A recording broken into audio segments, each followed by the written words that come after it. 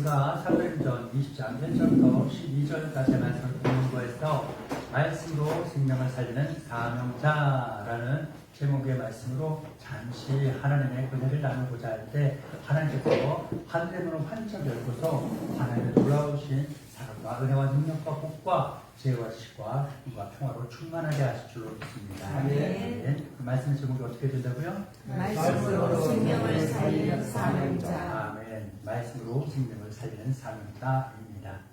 생명, 사람을 살리는 방법이 뭐가 있을까요? 여러 가지가 있습니다. 약으로도 살리고 또한 의술로도 살릴 수 있고 또한 죽을 위기에 처한 사람에게 긴급 구조 활동을 통해서도 살릴 수가 있죠. 예. 그리고 또 한 가지는 뭘까요? 말 한마디로 청량빛을 갚는다라는 말처럼 사람의 이 말로 사람을 죽이기도 하지만 반대로 살릴 수도 있는 것이죠. 특히나 우리 그리스도인들의 일에는요, 하나님께서 큰 권세, 힘, 파워, 능력을 주셨어요. 뭐냐? 이 입술의 말이 땅에 떨어지지 않고 그대로 이루어지게 하신 거예요. 그래서 우리가 항상 말을 많이 하기보다는 듣는 걸 많이 해야 돼요. 말을 많이 하면 뭐예요? 항상 실수가 생기고 항상 오해가 생기고 다툼이 일어나는 거예요. 그래서 항상 말로 사람들과의 관계가 안 좋아지는 것들이 엄청 많습니다. 그래서 우리 그리스도인들은요, 말하기 좋아하기보다는 말은 하지 않고 듣기만 많이 하는. 우리의 입술을 벌려서 말을 할 때는 어떤 말을 가장 많이 해야 될까요? 따라야 됩니다. 아멘. 아멘. 할렐루야. 할렐루야. 축복합니다. 축복합니다. 사랑합니다. 사랑합니다. 칭찬하는 말들, 축복의 말들, 아멘. 그런 것만 해요. 그리고 할 수 있습니다. 하면 됩니다. 아멘. 하나님께서 우리를 사랑하십니다. 할렐루야. 아멘. 이런 축복과 칭찬과 가능성이 많아요. 그렇다고 해서 흔한 뜬구름 잡는 그런 게 아니에요. 그 뜬구름 잡는 말이 아니라 따라해볼까요? 말씀에 근거한 말씀에 근거한 축복의 말, 칭찬의 말, 사랑의 말, 비전의 말, 확신의 말을 하는 거예요. 아멘. 그럴 때 뭐가 되느냐? 우리의 말 한마디가 땅에 떨어지지 않고 공중에 흩어져 사라지지 않고 하나님께서 다 들으신 바 되어서 응답이 이루어집니다. 아멘. 아멘. 아멘. 그러니까 우리 그리스도인들은요, 말 많이 하면 안 돼요. 아멘. 아멘. 말 많이 해서 그리스도인들이 얼마나 많은 욕을 먹었습니까? 사회적으로도 많은 신뢰를 떨어뜨리는 일들을 너무나 많이 했잖아요. 행동도 그런데 특히나 이 말 너무 문제가 많아요. 제가 몇 가지 통계 리서치를 이렇게 보고 받는 것들이 있는데요. 그 중에 한 가지가 최근에 청소년들의 신앙 실패를 조사를 한 그 자료를 받았습니다. 대한민국의 청소년들 가운데 83%인가요? 정확한 수치가 잠깐 가물가물한데요.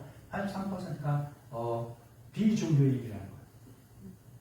어떤 종교도 안 가고 교회 싫어, 성당 싫어, 절 싫어, 다 싫다.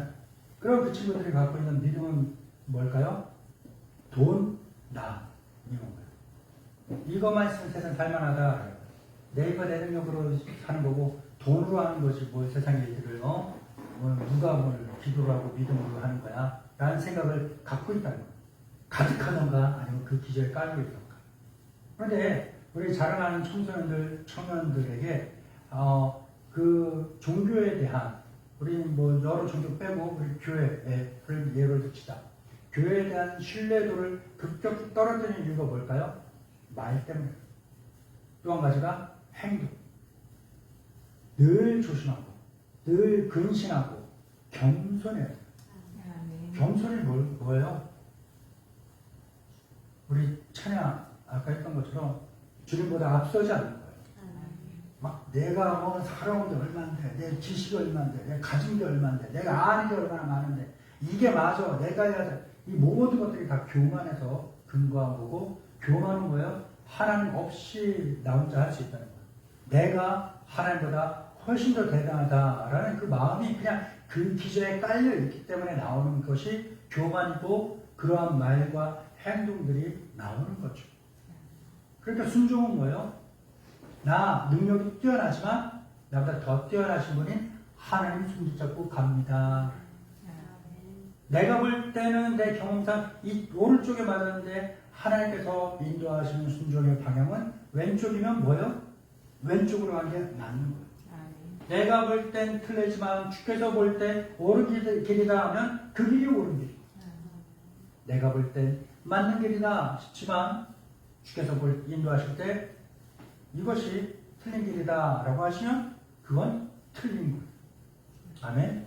내가 볼 땐 손해지만 주께서 볼 땐 너에게 큰 유익이다 하면 그것이 바로 큰 유익의 길이고 복의 길이고 은혜의 길인 줄로 믿습니다. 아멘. 그래서 우리 그리스도인들은요 조심하고 근신해야 될 것들이 많이 있는데 그 중에 한 가지가 뭐냐면 말이에요.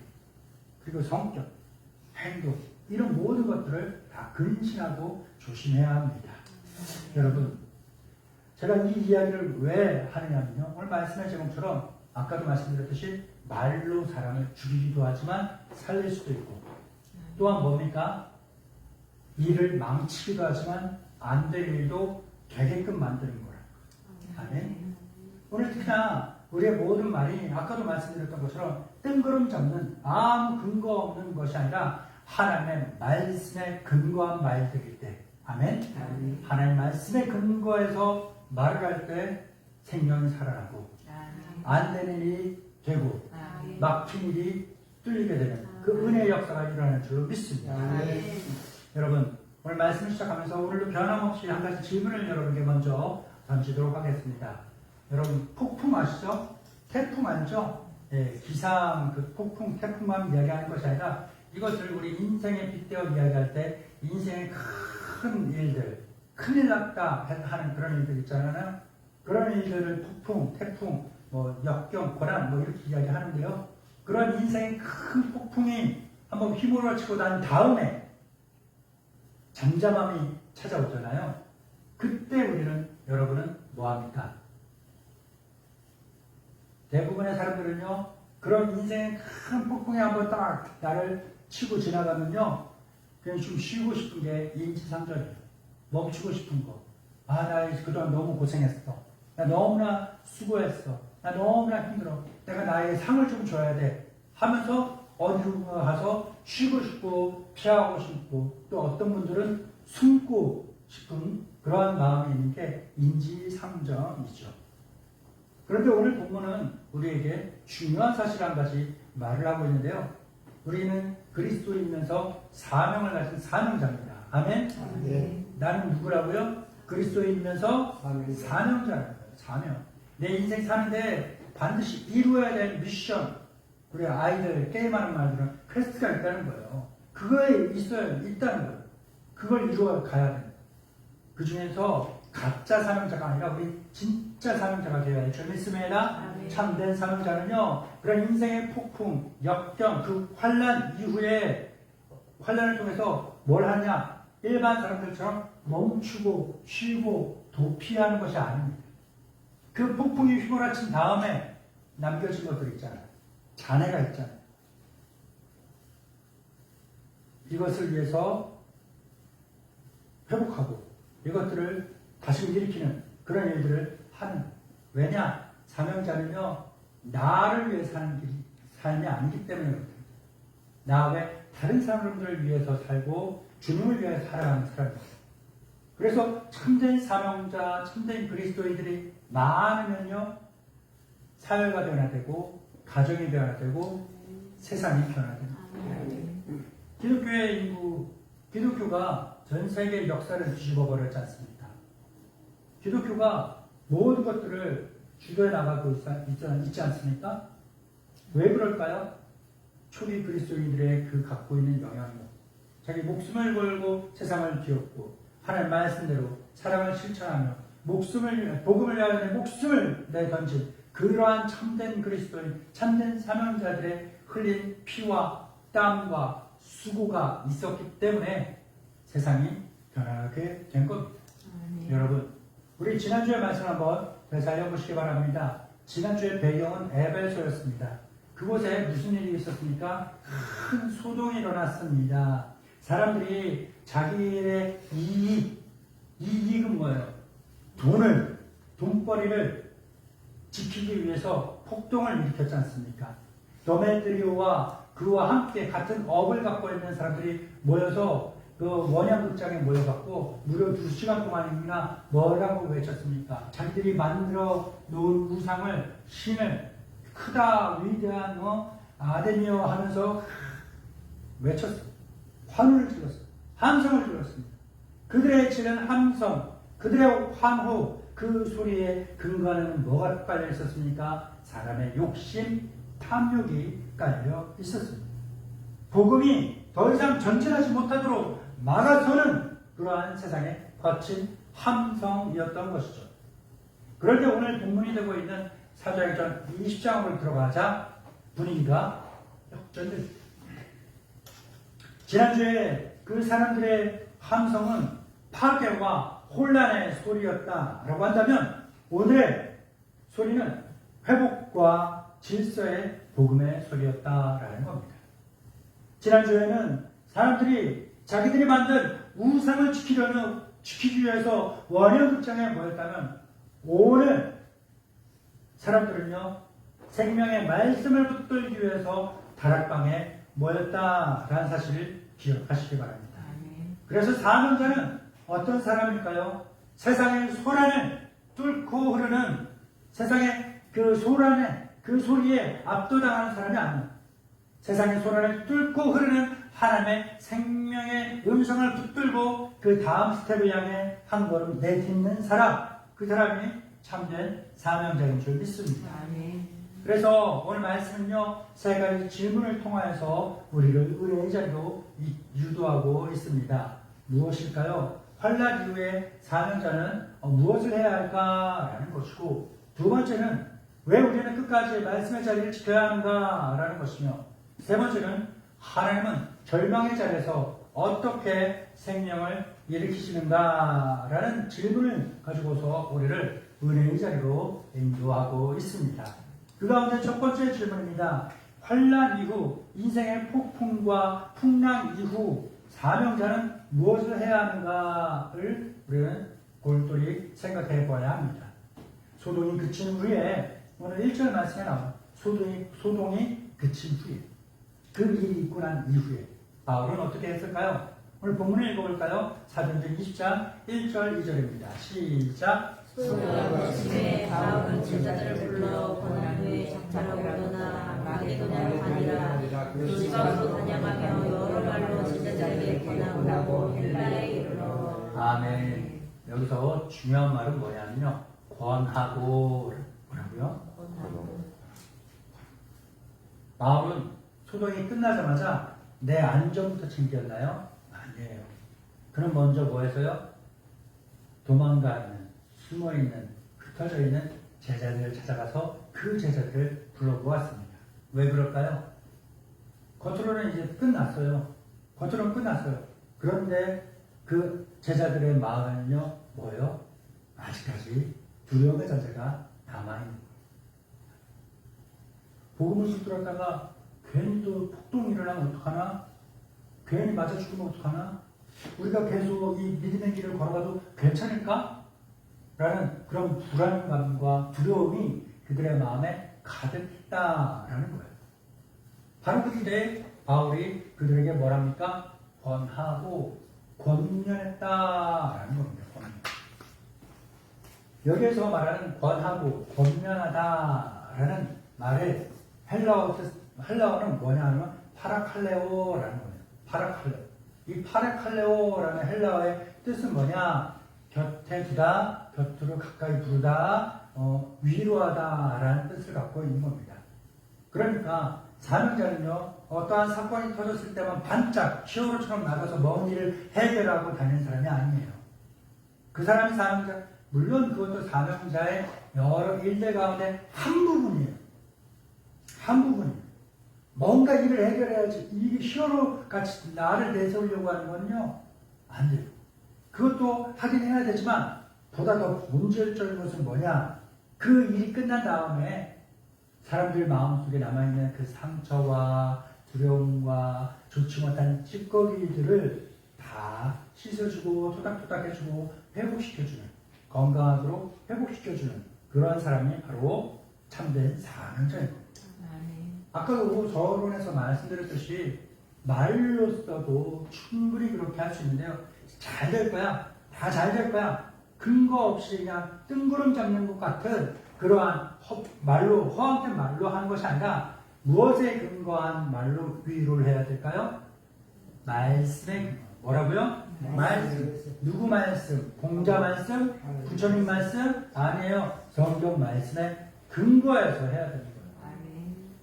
내 인생의 지혜, 어떤 세상 사람들의 격언? 아니에요. 하나님 말씀. 뭐라고요? 하나님 말씀.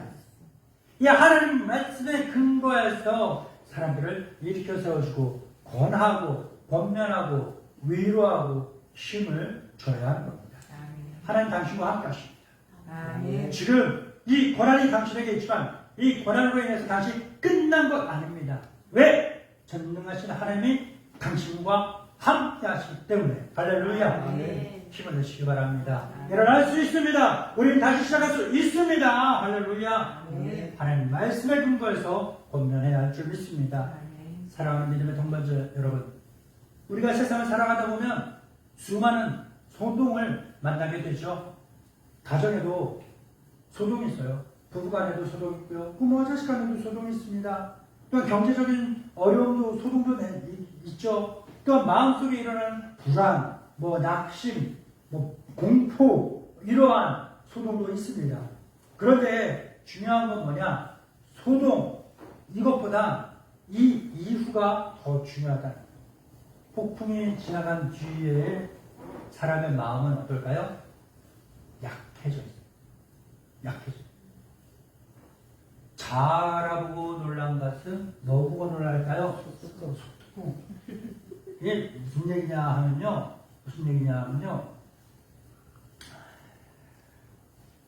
한 대씩 이게 뺨을 딱 맞은 사람 있잖아요. 그러면요, 그 사람은요, 나도 모르는 사이에 내 앞이나 내 근처에서 누군가 손을 이렇게 들면요, 깜짝 놀라요. 맨날 머리통 맞던 사람은요, 누가 어른들이 지나가다가 아우 이쁘다 싶어갖고 머리 쓰다듬어 주려고 어깨 토닥토닥 해주려고 손을 이렇게 들면요, 움찔움찔해요. 우리 청년들 알죠? 학대받는 아이들의 공통점, 학대받는 어른들의 공통점도 마찬가지인 거예요. 그러니까 무슨 큰일을 당했다 하면요, 사람은요, 나이에 상관없이, 성별에 상관없이, 돈이 많고 적음에 상관없이 뭔 큰일을 당했으면 그 사람의 마음은요, 약해져 있는 거예요. 약해져 있어요. 아무리 겉으로는 막 테토녀처럼 괜찮아! 막 이러고 있어도 허풍이에요. 실제로 마음은요, 약해져 있어요. 목사님, 저는 그렇지 않은데요. 자기가 인지하고 있지 못할 뿐인 거지, 사람의 마음은요, 어떤 큰 일을 겪으면요, 약해져 있기 마련입니다. 왜 그래요? 제가 늘 이야기하는 것처럼 하나님께서 사람을 만들 때 그러한 존재로 만드셨어요. 자연스럽고 당연한 거예요. 근데 왜 하나님께서 이렇게 만드셨을까요? 하나님께서 아담을 만들 때 그렇게 만드신 거예요. 왜? 혼자 살아가라고? 아니요. 같이 살아. 너 힘든 일 겪었지? 너 혼자가 아니라 네 곁에 너와 함께 아픔을 나누고 너의 슬픔을 나누고 너의 기쁨을 두 배로 너의 즐거움을 함께 나눌 그러한 사람이 있어 해서 창조해 주신 분이 누구예요? 하와 여자. 그래서 사람은요, 남자와 여자가 만나 온전한 가족을 이루지만 온전한 하나의 사람, 하나님께서 창조하신 본연의 의미를 그대로 간직한, 되살린, 회복한 그러한 사람이 될 수 있는 거예요. 남자와 남자가 만나면요, 불완전한 거예요. 여자와 여자가 만나잖아요. 그것도 불완전한 거예요. 남자와 여자가 만나야 돼요. 아멘? 네. 그런 것처럼 우리는 큰일을 겪어내면 마음이 약해져서 무너지기 쉬워요. 약점이 드러나요. 그래서 하나님께서 우리에게 주신 선물과 같은 사람, 선물과 같은 존재가 있는데 그게 바로 뭐냐 하면 공동체가 있다라는 거예요. 그래서 교회가 있는 거고, 그래서 우리 성도들, 믿음의 동반자들이 존재하는 거예요. 그러니까 내 옆에 있는 믿음의 동반자들은요, 뭐예요? 하나님 나에게 주신 선물이다.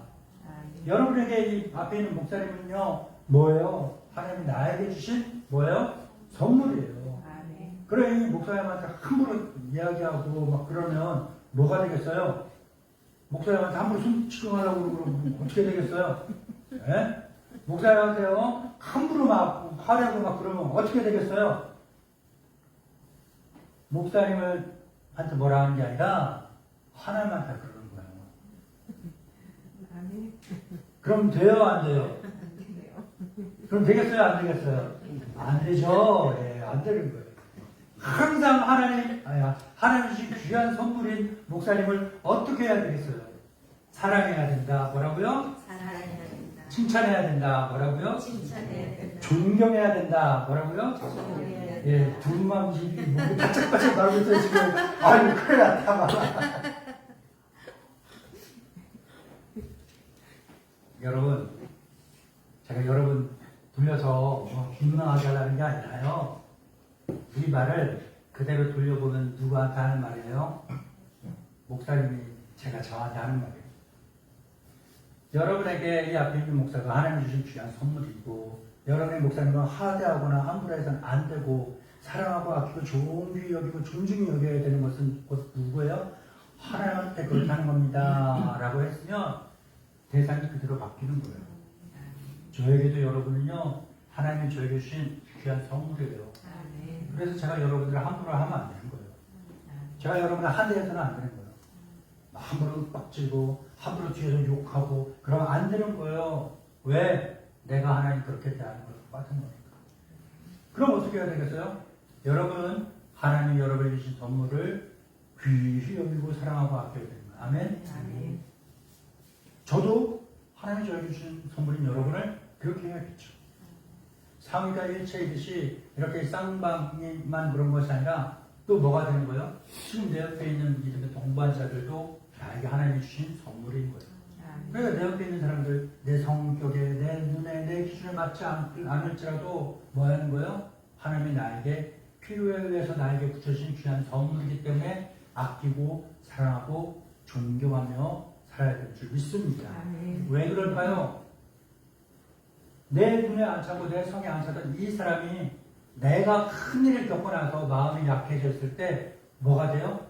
나의 큰 위로, 힘, 파라칼레로 권면이 될 수 있는 거예요. 그렇기 때문에 지금은 저희 교회 안 나오고 있지만 대충 초창기 때 저희 교회에 있었던 분이 계셔요. 믿음을 생활에 가진 적이 없고 세상 삶에만 살았기 때문에 믿음의 언어 자체를 없어요. 그분이 성격이 좀 괄괄하고 급합니다. 그리고 입에 세상 육두문자가 많이 붙어있는 사람이었어요. 어느 날 제가 이 건물 1층에서 어떤 분과 이제 트러블이 생겼는데 제가 이제 목사다 보니까 그 사람이 목사인 걸 알고서 막 함부로 하는 거예요. 내가 함부로 해도 목사 저 목사라니까 받아치거나 막 못하겠지 싶은 마음에 막 함부로 하는 거. 막 그때 어땠는 줄 알아요? 그때 그분이 옆에 서서 나 대신 막 쌍욕 좀 해줬으면 좋겠는 거예요. 근데 진짜 그런 일이 있었어요. 옆에서 그 사람이 그 일이 있고 나서 한참 몇 년 지난 다음에 비슷한 일이 있었는데 이 사람이 대신 막 하는 거예요. 얼마나 고맙고 감사하고. 아니 교회에 누군가 새로운 사람이 와서 그런 게 있을 때 교회다운 언어들 해야 되잖아요. 막 사랑과 칭찬과 복음의 말들을 하고 막 그렇게 분위기 좋은 그런 사랑이 몽글몽글 피어있는 그 교회 분위기를 만들어야 되는데 이 사람은 막 승질내고 욕하고 막 그러고 보니 새로운 사람들이 와서 교회 오겠어요? 함부로 거 안 오죠. 막 그렇게 어디 데리고 다니면은 막 창피한 거야. 어디 야유회하거나 밥 먹으러 갔을 때도 막 떠들 때 목소리도 좋고 막 떠들 때 막 욕하고 막 이상한 말 하고 막 그러면 목사인데 막 기도하고 막 밥 먹는데 사람들이 주위에서 보고 듣고 그럴 때 너무 창피한 거예요. 근데 그 사람도 어떤 사람이에요? 나에게 하나님 주신 선물인 거예요. 모든 것을 하나님께서 그때에 따라 알맞게 지으셨습니다.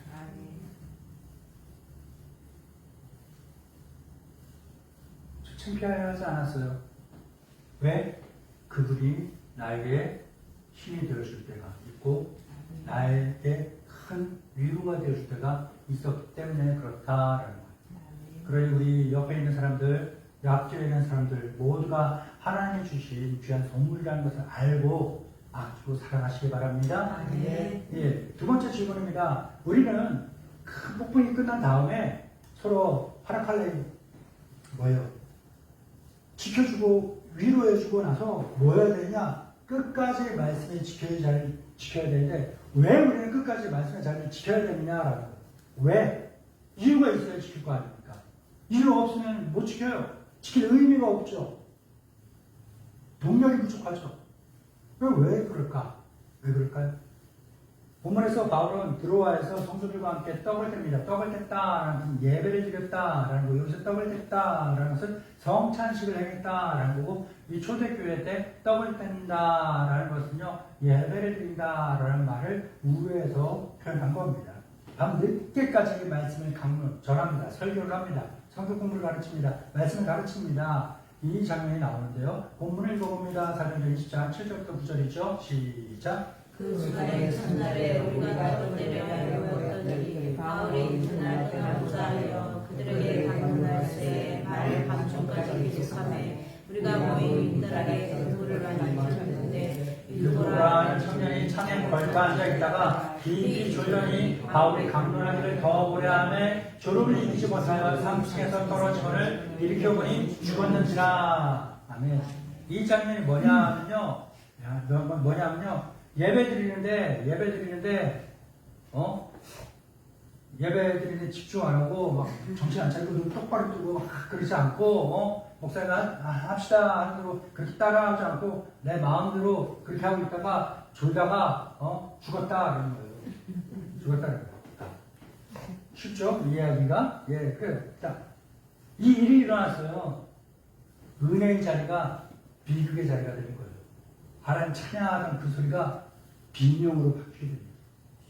말씀에 사모하던 그 뜨거운 열기는요, 싸늘한 공포가 되죠. 지금 이 시간 이 자리에서 만약에 이런 일이 벌어진다 쳐요. 누군가 한번 졸고 있어요.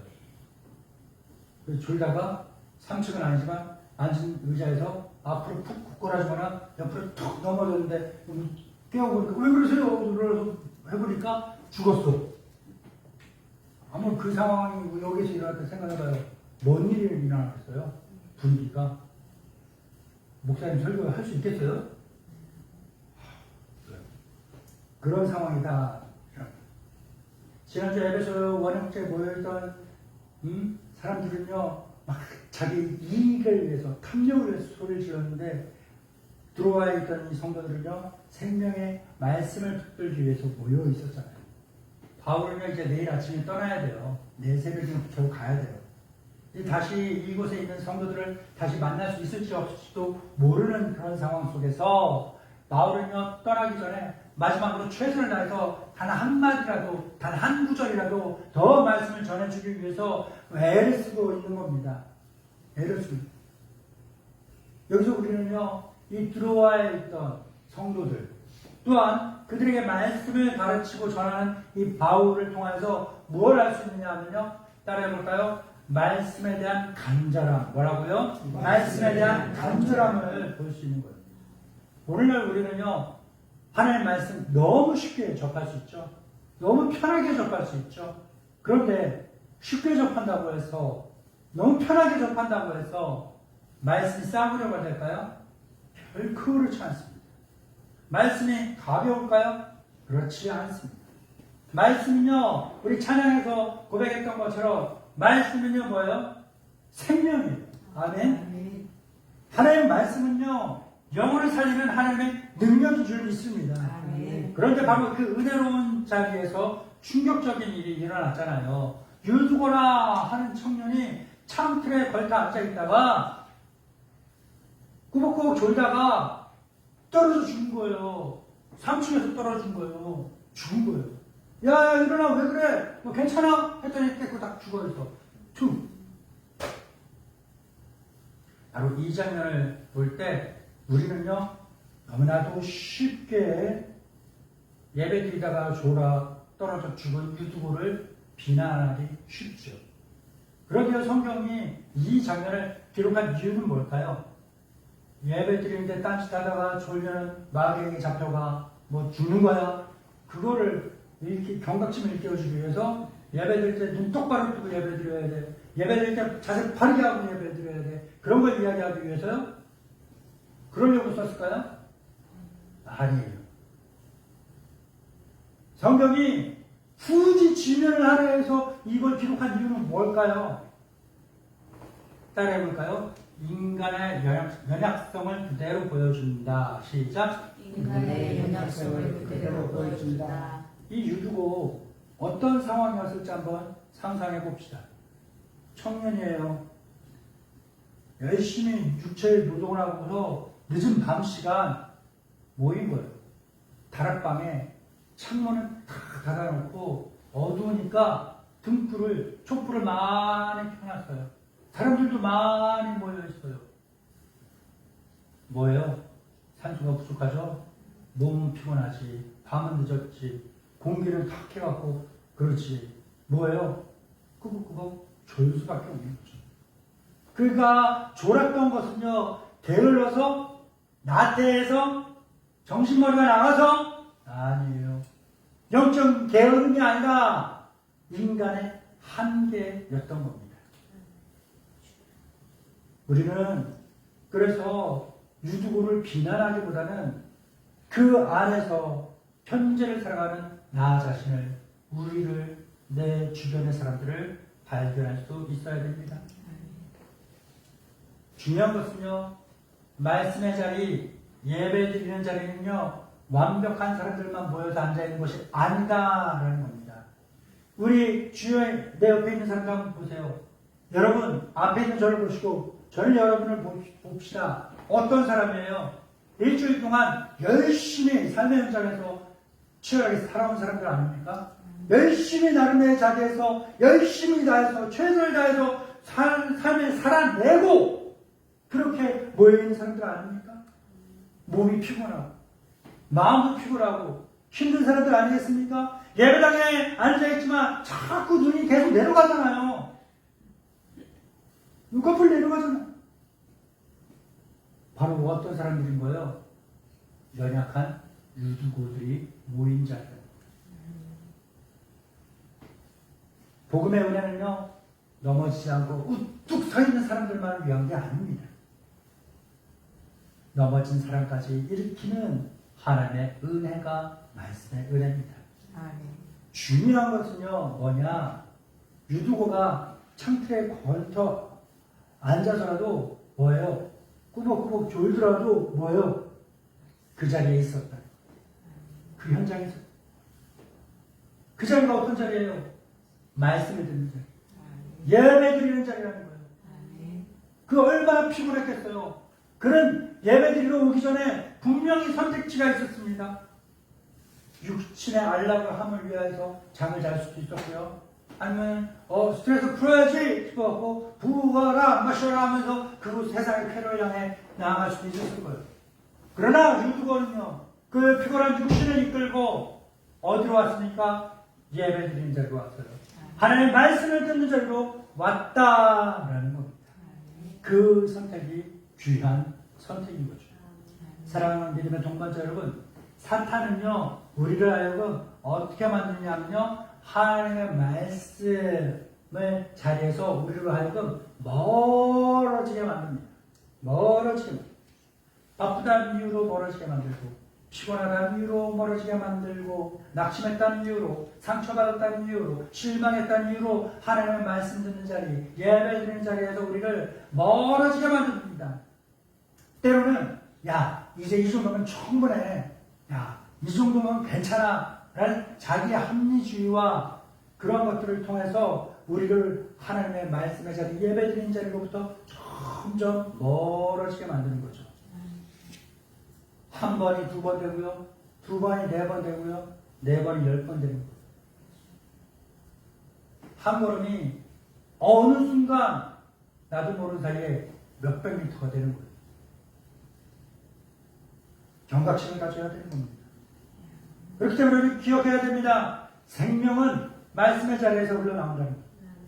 완벽하기 때문에 말씀을 듣는 것이 아니라 우리가 약하니까, 연약하니까 더 하나님 말씀에 그 능력이 필요하다라는 거예요. 창틀에 매달려서도 하나님의 은혜의 자리를 사모했던 유두고처럼 말씀의 줄을 놓지 말아야 합니다. 생명의 역사는 그 자리를 끝까지 지키는 사람에게 임하는 줄 믿습니다. 마지막 3번째 질문입니다. 하나님은 절망의 자리에서 어떻게 생명을 일으키실까라는 겁니다.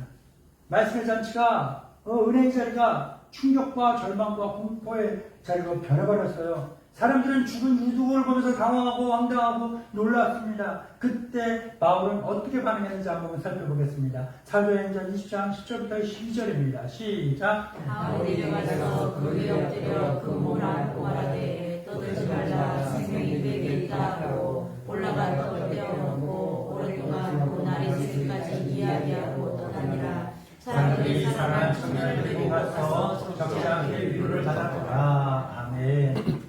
바울은요 당황하고 소란 피우지 않았어요. 지난주 에베소의 그 서기관이 군중들을 법과 질서로 이제 진정시켰다면 바울은요 영적인 확신으로 사람들을 진정시킵니다. 떠들지 마라. 생명이 그에게 있다. 이건 단순한 침착함이 아닙니다. 생명의 주권이 누구에게 있느냐? 하나님께 있다라는 그런 믿음의 선포입니다. 그렇기 때문에 믿음은 무엇일까? 믿음은 언제나 눈앞의 현실을 넘어 하나님의 손길을 바라보는 거예요. 당장 망할 것 같아요? 당장 손해볼 것 같아요? 당장 큰일 날 것 같아요? 당장 창피할 것 같아요? 이 상황 모면하기 위해서 믿음을, 말씀을, 은혜를 외면하는 것이 아니라, 그러나 이 면박당하고 이 창피당하고 이 손해나고 이 어려움 곤경에 처할 것 같은 이 상황 너머에서 하나님은 뭘 하고 계실까요? 나를 바라보고 계시는 거예요. 야 박장로야, 너 이 상황에도 어떻게 하는지 내가 이렇게 보고 있다. 잘 선택해라. 너 어떻게 선택하는지 내가 본다. 이렇게 하는 거예요. 이렇게 하는 거예요. 아니야, 너 어떻게 하는지 내가 보고 있어. 잘해. 뭘 결정할지. 난 분명히 성령을 통해서 너에게 어떤 마음과 어떤 생각을 줬어. 근데 너 어떤 거 결정할지 내가 본다. 하고 있는 거예요. 그러니 우리의 시선은 뭐예요? 내 현재의 상황, 이 문제만 바라볼 것이 아니라 이 문제 넘어, 이 상황 넘어 나를 바라보고 계시는 그 주님의 눈을 바라봐야 하는 겁니다.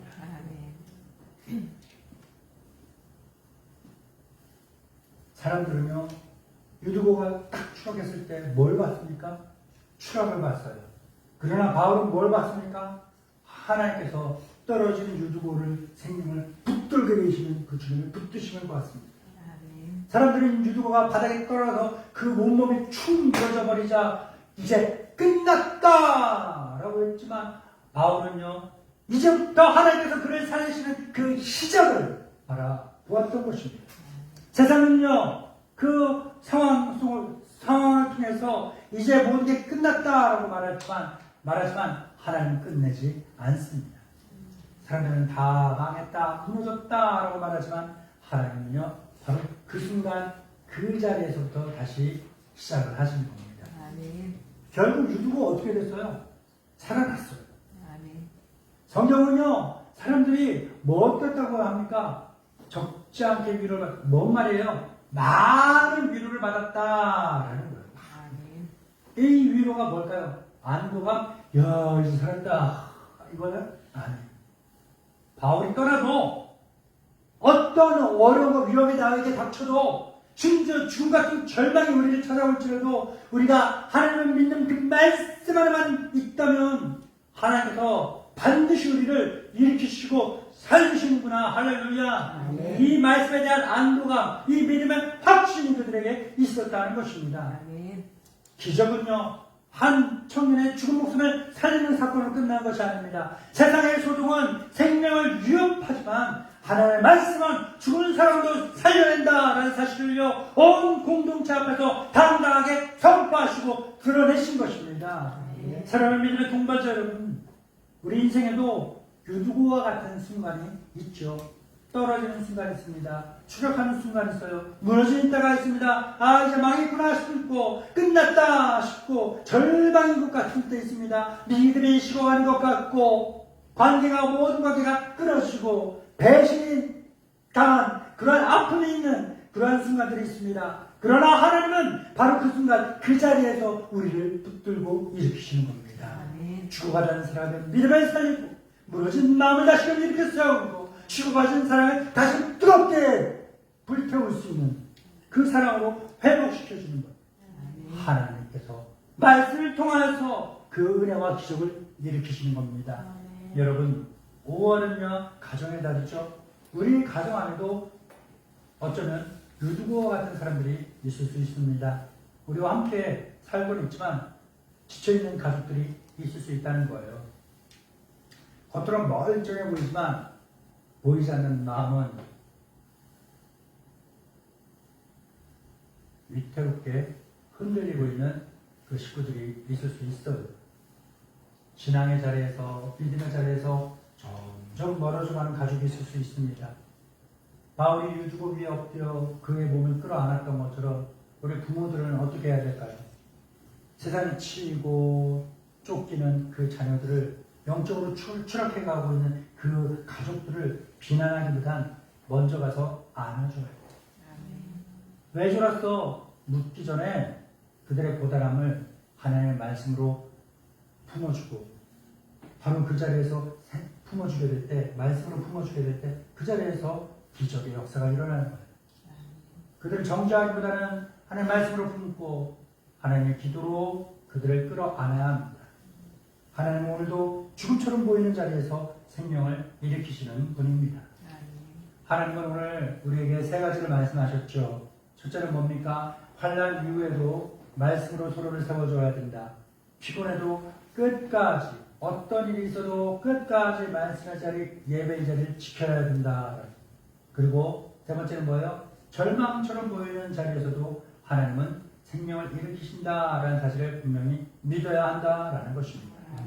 세상의 소동은요, 언젠간 끝나요. 언젠간 끝납니다. 그러나 하나님의 말씀은요, 사람을 다시금 살립니다. 지난주 우리는 세상의 소동 앞에서도 흔들리지 않는 하나님의 주권을 보았습니다.